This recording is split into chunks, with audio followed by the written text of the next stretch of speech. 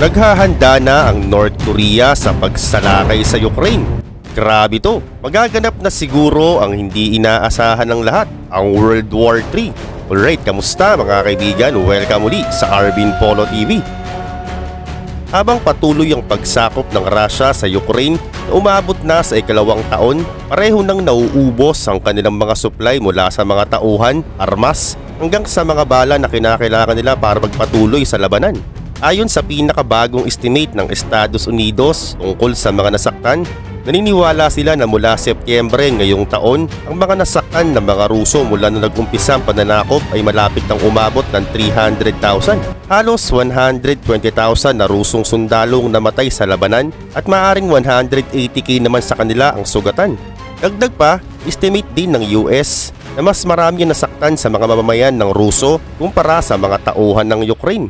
Ayon sa estimate, tinatayang 70,000 Ukrainian na sundalo na ang namatay sa digmaan, habang 120,000 naman ang sugatan. At kung susumahin ang lahat ng mga namatay sa magkabilang kampo, sa loob lamang ng 19 months ay umaabot na ito ng 500,000. At hindi pa dyan kasamang mga Ukrainian civilian na nasawi din. Ayon sa UN, pwede pa itong madagdagan.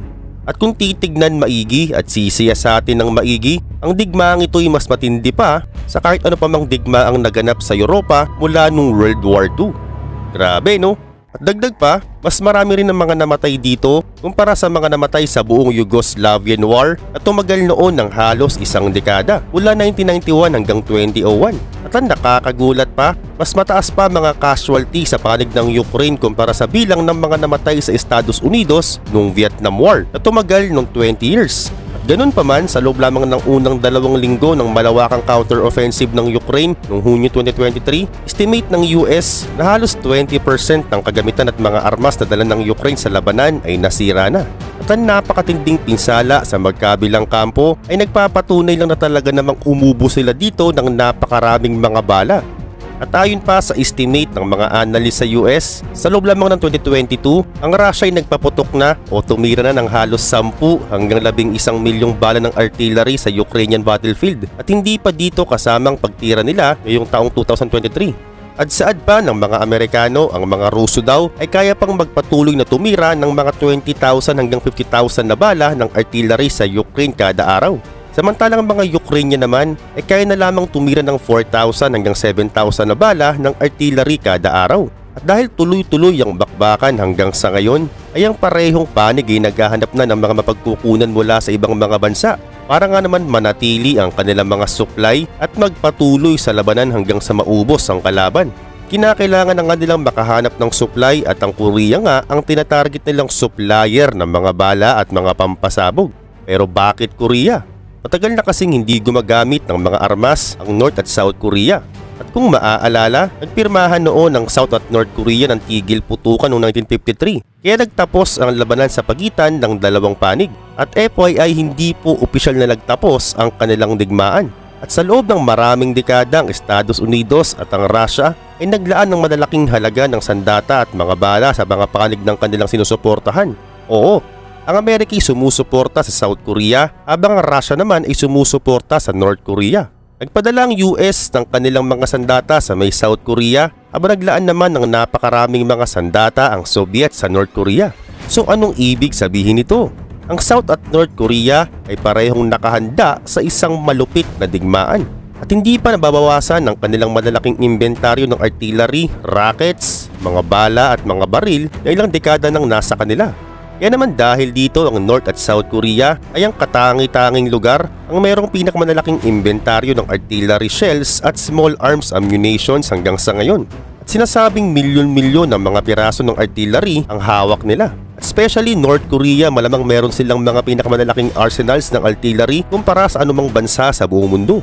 Ang North Korea, kung hindi mo alam, ay meron silang 10,000 artillery systems na mas marami pa kumpara sa lahat ng artillery systems ng mga bansang sakop ng NATO. Sa makatuwid, napakadaming armas ng North Korea. At kung ikukumpara sa South Korea, wala talaga itong ibubuga. Yun pa man, bagamat mahina ang South pagdating sa mga armas, patuloy naman nila itong pinapriority sa loob na ng maraming dekada. Ganun pa man, napakaingat ng North Korea dahil anytime pwede silang salakayin ng US at South Korea.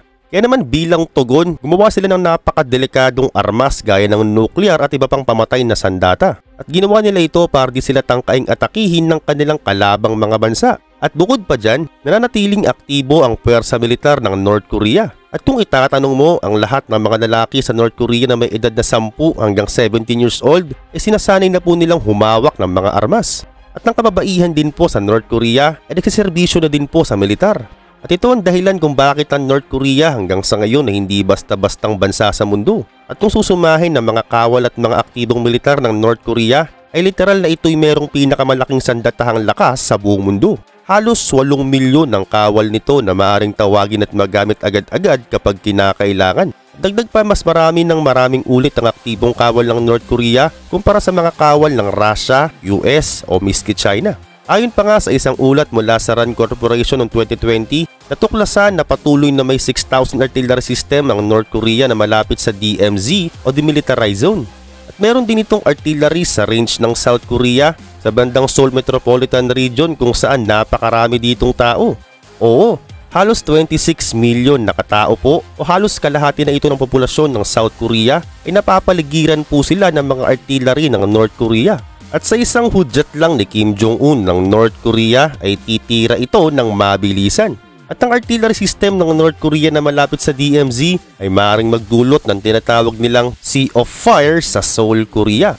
At damay dito pati mga kalapit na lugar. At ito'y maaaring pumatay ng mahigit 2,000 katao sa loob lamang ng 1 oras gamit ang conventional artillery. At kaya di na nga sila gumamit pa ng kanilang chemical at nuclear weapons, sapat itong kadahilanan para mag-isip-isip muna ang sinumang presidente ng US bago atakihin ng North Korea. At sa mga nakaraang dekada, ito ang pangunahing sandatahan ng North Korea para sa kanilang pagsusupil o pagpipigil sa anumang uri ng agresyon. Subalit noong dekada 2000, napagtanto ng North Korea na ito'y maaaring hindi sapat. Pero bakit? Dahil noong panahon ng Iraq ni Saddam Hussein, meron silang madaming bilang ng sundalo, mga tangke, artillery system, combat aircraft at anti-air guns. Pero napakadali lang itong naibagsak ng US at UK sa loob lamang ng 1 buwan. At para sa kaalaman mo, kaya nilusob ng US at UK ang Iraq noon na kinamatay ng halos 30,000 na katao ay dahil lang sa aligasyon na meron daw ginagawang mass destruction at nuclear weapons si Saddam Hussein sa Iraq. Pero sa huli, hindi ito napatunayan. Kaya naman dahil dito naging alanganin ng North Korea at takot na nga sila na baka gawin silang kasunod na target ng US at UK. Kaya naman nung sinasakop na ang Iraq, opisyal nang nag-withdraw ang North Korea sa Nuclear Non-Proliferation Treaty na pinirmahan nila noong 1985. Oo, kanilang binasura ang kanilang dating pinirmahan at pagkatapos, ito na nga silang nagsimulang gumawa ng mga nuclear weapons. At ito'y nagbunga kaya nagpasabog agad sila ng isang test atomic bomb noong 2006. At sa ngayon meron na nga silang tinatayang 40 nuclear warheads kasama ng mga pinakamahusay na missiles program para mailabas ang mga warheads na ito patungo sa mga target. Dahil sa mga nuclear na ito na ang ginawang pamantayan ng North Korea para hindi sila atakihin ng Estados Unidos. At dahil din nagsagawa na ng mga nuclear warheads si Kim Jong-un, naging daan nga ito para makipag-usap at makipagkasunduan na si Kim Jong-un sa Estados Unidos. Oo, kung maaalala kasi, nung pagbagsak ng Soviet Union noong 1991 na isa sa mga tagataguyod ng North Korea noon, ay tila dito nagbago ang ihip ng hangin. Nakipag-normalization na sila sa Estados Unidos. Sa parang sistema ni Kim Jong-un, nung nawala ng Soviet Union sa kanilang likuran, ay naisiguro nila na US ang papalit dito. Oo, at ito ang patunay. Mula 2012 hanggang 2019, nung mga unang taon ni Kim Jong-un sa kapangyarihan sa North Korea, palagi niyang pinipilit na makakuha ng garantiya ng seguridad at kasiguraduhan mula sa Estados Unidos. At ang pag-uusap na ito'y nagbunga sa kauna-unahang pagpupulong sa pagitan ni Pangulong Trump at ni Kim Jong-un sa Singapore noong 2018. At ito na nga rin ang kauna-unahang pagkakataon sa kasaysayan ng mundo na ang Pangulo ng Amerika at North Korea ay nagkaharap. At sinundan pa nga ito ng pangalawang pagpupulong noong taong 2019 sa Hanoi, Vietnam. At ito ang pangalawang pagpupulong na nauwi sa hindi magandang resulta, kung saan biglang sinabi ni Trump sa pulong na walang kasunduan o kompromiso na mangyayari. Pero ano ba nangyari? Bago ang kanilang pagpupulong, nagpasa ang Senado ng Estados Unidos ng isang probisyon na nagpapahayag ng 22,000 na tropa ng Amerika na nakadeploy sa may South Korea ay hindi maaring pag-usapan sa meeting o pagpupulong. Iginigiit ni Trump na hiling ng North Korea na wakasan ng lahat ng mga sanksyon ng Amerika sa kanila, kapalit ng kanilang pag-aalis ng kanilang mga nuclear weapons na nakatutok sa South Korea. At okay na sana ang pag-uusap, kaso nga lang inudyukan si Trump ng kanyang kalihim at sinabing bibigyan pa rin nila ng konting sanction na lang ang North Korea, kapalit ng hindi na dapat gagawa ng mga nuclear bomb ang North Korea. At dito biglang umalis si Trump nang walang kahit anong uri ng kasunduan kay Kim. At dito maaring naisip ni Kim at tinanggihan siya ni Trump. At pagkatapos nito, nagsimula na ang North Korea na lumayo at hindi na kailanman nakipag-ugnayan pa sa Washington. At halos hindi na siya sumasagot sa mga tawag o nakikipag-usap man lang sa Estados Unidos. At bago matapos ang taon, nagbago na naman ng ihip ng hangin. Ipinahayag na ng pamahalaan ng North Korea ang kanilang suporta sa Russia tungkol sa mga Kuril Island na may kaugnayan sa mga Hapon. Oo, tama ka nang iniisip. Sinuportahan na ng North Korea ang Russia. Pero kailan ba huling nag-usap ang US at North Korea? Nag-usap naman sila pero sandaling panahon lang. At ito yung pagkakataon na sinugod na nga ng mga Ruso ang Ukraine noong Marso 2022. At kasabay ng pagsalakay ng mga Ruso sa Ukraine, bigla namang nagpasiklab si Kim Jong-un. Muli silang nag-test at nagpalipad ng kanilang ICBM at ito'y may kakayahang mambomba sa kalupaan ng US. At noong 2018 sinabi nilang hindi nila ito gagawin sa US. Pero tila nag-aamok talaga ang North Korea. Dahil noong 2022, sila'y naglunsad ng napakadaming missiles at mahigit 70 sa mga ito, kasama na yung isang missiles na dumaan pa nga sa pangunahing isla ng mga Hapon ay pinalipad nila. So parang ang sistema, talagang pinapakita ng North Korea na hindi sila basta-bastang bansa. At ngayon, maiba tayo. Bilog talaga ang mundo. Oo, ang mga Ruso at mga Amerikano ngayon ay parehong bumabalik na sa kanilang dating sinusuportahan. At sila'y humihiling na ibalik ang ilang mga naunang binigay nilang armas para maituloy nila ang labanan at ibahagi ang mga ito sa Eurasia at Ukraine. At nag-uusap na po sila ngayon. Noong 2019 nga, noong unang nakita ni Vladimir Putin si Kim Jong-un, si Kim ay talaga namang desperado ng makahanap ng diplomasya sa labas ng kanyang bansa pagkatapos siyang mabigo sa deal nila ni Trump nung summit sa Hanoi. So ibig sabihin, nung nabigo siya sa US, sa Russia naman siya kumakapit. At sa pag-uusap na ito ni Putin at ni Kim Jong-un, naging tagapamagitan si Putin sa rehimen ni Kim at ng Washington DC. At ito'y para sa karagdagang pag-uusap tungkol sa denuclearization. At 4 years matapos ang unang pagkikita ni Kim Jong-un at ni Putin, ang geopolitical noong 2023 ay ibang-iba na. Ang Russia ay naging mag-isa sa international community. Oo, halos wala na siyang kakampi. Pero bakit? Habang sinasakop niya kasi ang Ukraine, ang halos lahat ng mga bansa sa Europa, kasama ng US, Canada, Bahamas, Australia, New Zealand, Japan, Taiwan at South Korea ay nagpatupad ng mga financial punishment laban sa Russia. At sila'y naging bahagi na ng tinaguriang listahan ng mga bansang hindi kaibigan ng Russia. At si Putin mismo ay halos hindi na makapaglakbay sa labas ng hangganan ng Russia dahil sa isang arrest warrant na nilabas para sa kanya ng International Criminal Court o ICC noong ika-17 ng Marso 2023. At ito'y hinggil sa mga alegasyon laban sa ginawa nilang krimen sa pagsakop sa Ukraine. At hanggang sa ngayon si Putin po ay hindi pa rin umaalis sa Russia mula nang ilabas ang arrest warrant sa kanya. Pero ayon sa kanya, meron siyang planong bumisita sa China. Pero tila wala ritong pakialam ang ICC. So ibig sabihin nag-iisang hinaharap lahat ni Putin ng mga world countries. At dahil dito, ito na nagtulak kay Putin na simulan na ang isang bagong patakaran sa dayuhang bansa. At siya'y naghahanap na ng mga bagong kaalyado na katulad niyang tutol din sa pamumuno ng West countries. Pero ang problema ay konti lang sa mga bansang handang suportahan siya. At konti lang din po ang sumasalungat sa makapangyarihang financial punishment ng kanluran. Pero bakit ba sila takot sa West countries? Ang mga West countries kasi ay pinatawa ng Russia ng 60% na kabawasan sa kanilang ekonomiya. Kaya naman, kung sino mang bansa ang sumuporta sa Russia, ibibigyan din ng karampatang parusa ng West countries. Pero ang napaka-unfair dito, binibigyan ng West countries ng napakalaking suporta ang Ukraine sa maraming bagay. At ang mga Ruso hindi nakakatanggap man lang ng ganitong uri ng suporta sa ibang bansa. Kaya naman dahil dito, lumapit na lamang sila sa ibang mga bansang paria state na pinatawan din ng financial punishment ng kanluran. At ang North Korea at Iran ang sumusuporta sa kanila pagdating sa mga gamitang pangmilitar. Ang mga Ruso ay kilala sa pagsasagawa ng libo-libong Iranian-produced shade drones para gamitin laban sa Ukraine. At ang mga Iranian Islamic Revolutionary Guard Corps naman ay nakabantay sa mga bahagi ng Ukraine na sakop na ng Russia. Oo, give and take kumbaga. At bukod pa dito, noong Hulyo 2023, bumisita ang isang opisyal ng Defense Minister ng Russia sa Pyongyang sa North Korea. Ito ang unang-unang beses na pagkakataon na binisita ng Defense Minister ng Russia ang North Korea. At malinaw dito na ang mga Ruso ay nagnanais ng access sa daang-daang milyong artillery shells na nakatambak lang at di nagagamit ng North Korea. At ang mga shells na ito ay batay pa sa mga disenyo ng Soviet era, kaya madaling nagkasundo ang magkabilang kampo pagdating sa artillery system at sa ngayon ginagamit na ito ng Ruso sa Ukraine. So ibig sabihin, talaga namang dumayo pa ang Defense Minister ng Russia sa North Korea para lamang humingi ng mga armas at kagamitan. At FYI, ang mga arsenal ng North Korea ay ang pinakamalaking stockpile ng artillery na madaling magamit ng mga Ruso sa Ukraine. At kung nagamit na nga ito ng Russia sa Ukraine, ibig sabihin, bukas palad na ang North Korea sa Russia para ibigay ang kanilang milyon-milyong mga artillery na nakatambak lang sa kanilang bansa. At ayon sa inventaryo, kaya nitong suportahan ng Russia sa loob ng 2 taon. At lalo na kapag ang North Korea nagmanufacture pa ng mas marami pang artillery rounds, ay talaga namang kakaiba ito. Dahil pag ginawa nilang mag-produce pa ng napakaraming artillery rounds, ay kaya na nilang tumagal ng 70 years sa total war.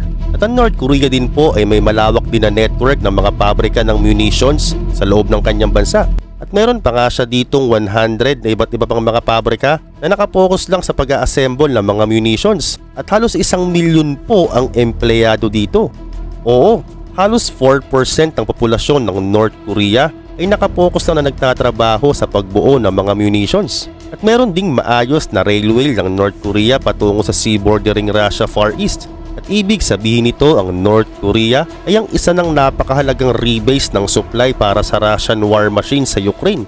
Oo, tama ka. Milyon-milyong pampasabog na, kabilang pa mga artillery, mga rockets at mga small arms ammunitions ang dinadala ng North Korea sa mga Ruso bilang suporta nito sa bakbakang Russia at Ukraine.